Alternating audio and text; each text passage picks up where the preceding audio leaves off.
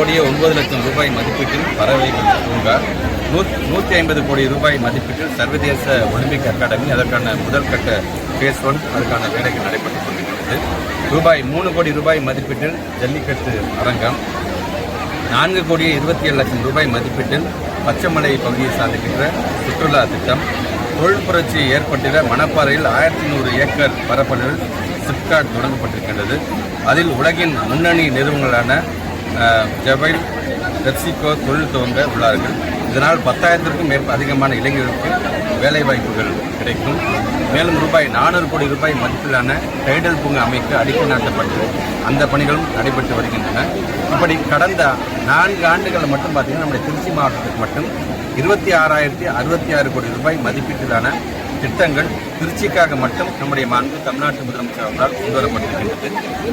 மேலும் கலைஞர் மகளிர் உரிமை திட்டத்தின் மாதம் 4,42,124 குடும்பங்கள் இன்றைக்கு பயனடைந்திருக்கிறார்கள். புதுமை பெண் மாணவிகள் 34,784 பேர் பயனடைகிறார்கள். தமிழ் புதல்வன் திட்டத்தில் 16,955 பேர் மாணவர்கள் பயன்பெறுகிறார்கள். காலை உணவு திட்டத்தில் 86,000 பிள்ளைகள் பயனடைகிறார்கள். முதல்வரின் முகவரி திட்டத்தில் தீர்வு காணப்பட்டது 3 லட்சம் மனுக்கள், அதாவது 3 லட்சம் குடும்பங்கள். நான் முதல்வன் திட்டத்தில் 68,000 இளைஞர்களுக்கு திறன் மேம்பாட்டு பயிற்சி அளிக்கப்பட்டிருக்கின்றது. 72,767 பயனாளிகளுக்கு பட்டாக்கள் வழங்கப்பட்டிருக்கிறது.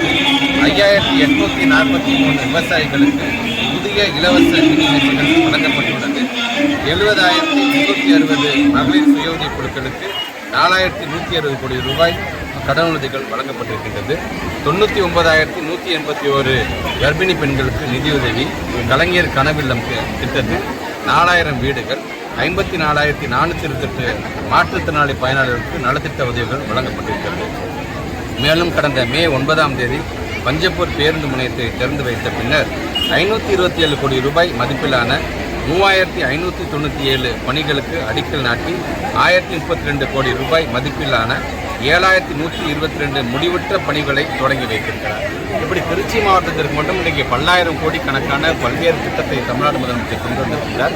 இது ஒட்டுமொத்த மாவட்டம் மட்டுமல்லாமல் ஒவ்வொரு பகுதிகளுக்கும், ஒவ்வொரு ஊராட்சி பகுதியிலும், ஒவ்வொரு நகராட்சி பகுதியிலும், ஒவ்வொரு மாநகராட்சி பகுதியில் வார்டு வரைக்கும் மக்களான அந்த பயனாளிகளாக அவர்கள் இருந்திட வேண்டும். அதனால் அவங்களை தேடி நாம் செல்ல வேண்டும் என்று இன்றைக்கு 13 துறைக்கும் மேற்பட்டவர்கள் இன்றைக்கு இந்த ஊராட்சிக்கு மட்டும் வந்திருக்கிறாங்க.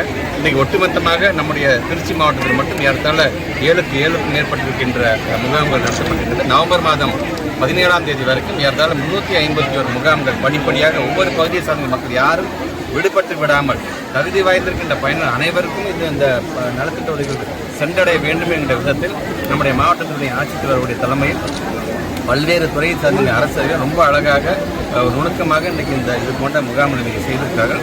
அதன் தொடர்ச்சியாக இன்றைக்கு திருவரம்பூர் தொகுதியில் இருக்கின்ற நவல்பட்டு ஊராட்சியை சார்ந்திருக்கிற மக்களும், காந்தலூர் பகுதியை சார்ந்திருக்கிற மக்களும் பயன்பெறுகின்றவர்கள் இன்றைக்கு இந்த முகாம் நடைபெற்றிருக்கின்றது. தொடர்ந்து ஒவ்வொரு பக்கமாக நாங்கள் போய் பார்த்தபொழுது நம்முடைய ரெவன்யூ பட்டா சார்ந்திருக்கின்ற, அதே போன்ற கலைஞர் உரிமை தொகை சார்ந்திருக்கின்ற பயனாளிகள் அதிக அளவில் வந்திருக்கிறார்கள். அதனால் அந்த கவுண்டரையும் நாங்கள் அதிகப்படுத்த போகிறோம், அதிகப்படியான அதிகாரிகளை நியமிக்க போகிறோம் என்று நம்முடைய மாவட்டத்தின் ஆட்சித்தலைவர் சொல்லியிருக்கிறார்கள். இது தொடர்ந்து ஏன்னா இந்த முகாம் நீங்கள் ஆரம்பிக்கும் இதில் இன்னும் நம்ம என்னென்ன செய்ய வேண்டும் என்று நம்ம ஒரு படிப்பினை வரும்போது அடுத்தடுத்த முகாம்களுக்கு அது ஏதுவாக இலகுவாக செய்கின்ற அந்த பணிகளை நம்முடைய அரசு அதிகாரிகள் செய்ய காத்துக்கொண்டிருக்கிறார். அதை நம்முடைய பத்திரிகைத்துறை, ஊடகத்துறை சார்ந்த நண்பர்கள் மூலமாக மக்கள் அதிக அளவில் நீங்கள் பயன்பெற வேண்டும். நீங்களும் மக்களிடம் அடுத்த நாள் வருகின்ற முகாம்கள் எங்கெங்கே நடைபெற இருக்கின்றது, அந்த முகாமில் எந்த ஊராட்சியை சார்ந்தவர்களும் கலந்து கொள்ளலாம் என்பதை மக்களிடம் கொண்டு செல்லப்படி நீங்கள் முழுமையாக ஈடுபட்டுக் கொள்ள வேண்டும் என்கின்ற என்னுடைய வேண்டுகோளோடு நிறைவு செய்கிறேன்.